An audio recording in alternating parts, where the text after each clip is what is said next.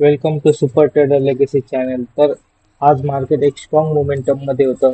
तर इथे strong buying happen झाली, त्यामुळे आपण इकडे आपलं पहिलं सेटअप ऍक्टिव्हेट होतं, तो म्हणजे होल्डिंग कॅन्डल सेटअप.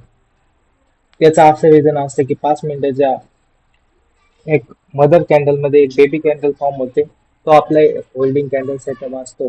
त्याच्यामध्ये आपण पहिला ट्रेड घेतला. तर आपण बघू शकतो की इकडे पहिला ट्रेड घेतला, पण मार्केट रिव्हर्स टाळणार तिथे आपला एक छोटासा असा इसल हंट झाला.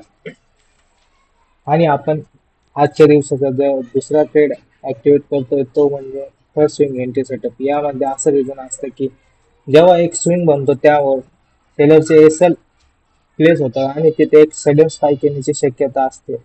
त्यामुळे आपण इथे आपल्या दिवसाचा दुसरा ट्रेड ऍक्टिव्हेट केला आणि इथे आपण बघू शकतो अशी चांगली अशी क्विक स्पाइक निर्माण झाली आणि आपण स्टॉप लॉस लावतो. ऑलवेज आपण स्टॉप लॉस फेस करत असतो.